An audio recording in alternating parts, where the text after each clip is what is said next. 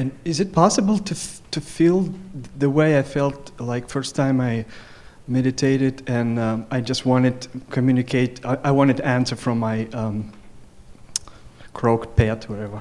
And I was listening actually to you, to Abraham, and I was in such a deep meditation that I had the answer, and communication was just so profound, unbelievable. Yeah. And that rush, that entry into the vortex was so, and I've never felt the same way before. But we're going to give you something here that you're really, really, really, really, really going to like. And say what you just said again, but I never felt it again. Mm. That's because the rush, drum roll please.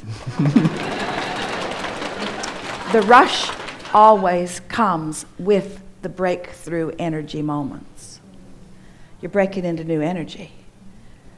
In other words, let's just stay there for a minute. So you come into alignment. Contrast causes you to ask, but what you're asking for you don't quite believe. No rush, little rush, but not much. Then you think about why you want it, what you want and why you want it. You practice the thought of it till you come into alignment with it. And now it comes to you. You have that manifestation moment. And there's a little rush there. Mm-hmm. But now you stand, having received what you ask for, with another set of contrasting experiences, which is going to cause you to expand still further. As you are tending to momentum deliberately, mm-hmm. where you are wobble-free on purpose, so you are feeling the increase of this energy deliberately, you'll move into new insights. You have had that experience with us several times here today. We've moved into a place where no one has ever been before. And whether you felt the rush or not, we did. And if you were seeing the world through the eyes of Source, you felt it when it happened. Yeah. You had that experience a few times already today. That rush is from the motion forward into the new place, you see. You're creators. You are not regurgitators. You don't want to stand still. You keep saying, oh, I wish things would just slow down a little bit. You don't want them to slow down. You want them to be less resistant. You want to go fast, just without bumps. That's what you want, you see.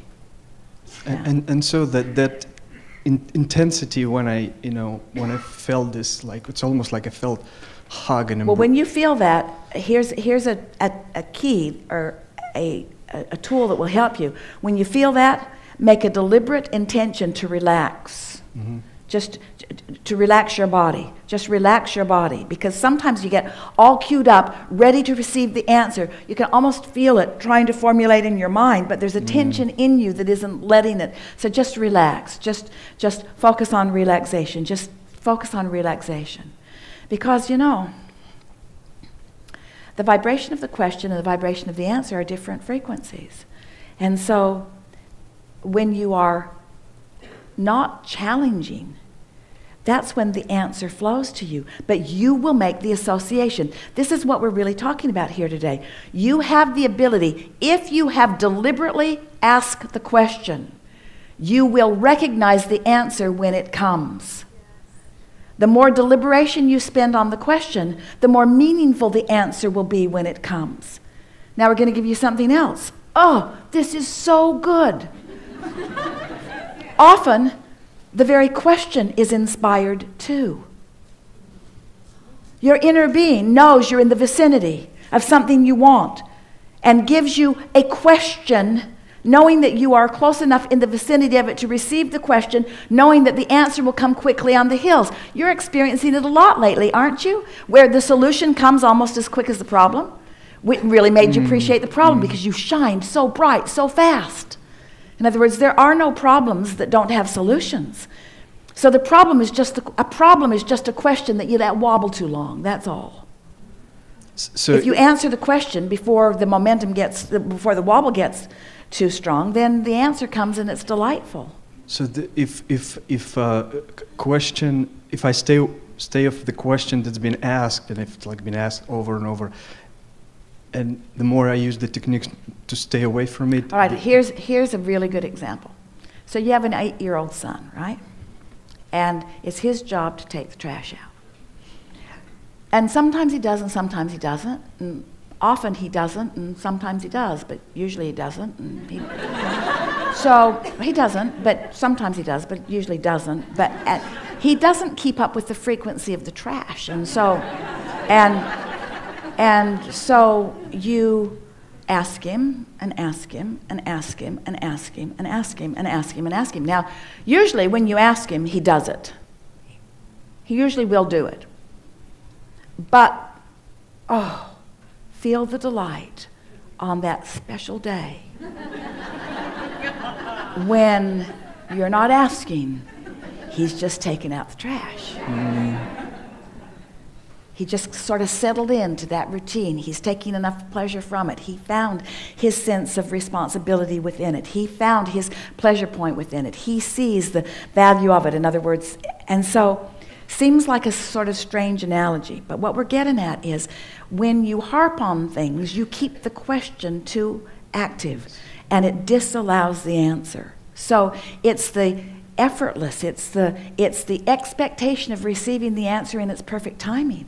Sometimes the answer, oh, how could you ever find enough words to describe when you sat down and the feelings that were moving through you, the energy moving, you can't find adequate words to describe that. In other words, emotions are describing themselves to you in wordless manner.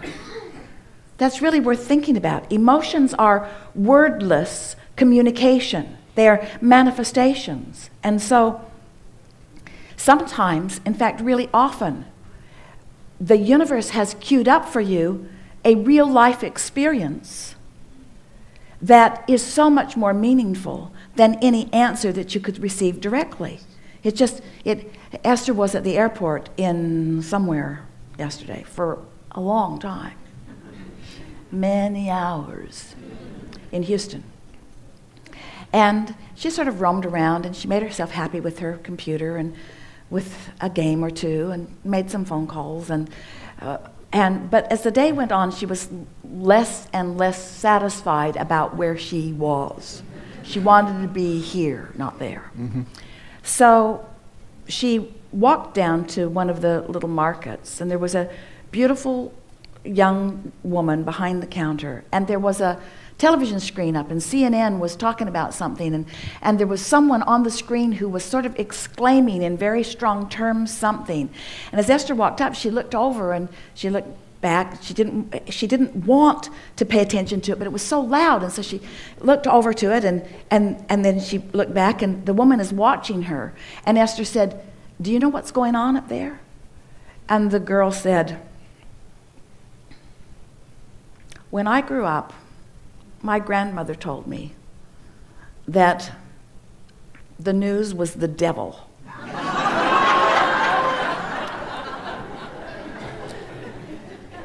And that we should stay away from it. And I said, and I don't watch the news, she said. And Esther said, "I think you're a very wise girl. I think your grandma gave you a very stable footing." And then she said, "I mean," this is the girl, "I would really like it if they would talk about helping people. I would really like it if they would talk about nice things. I would really like it if they would show us gardens or pools." And Esther's standing there. Now, Esther is thinking, I make my living teaching this stuff.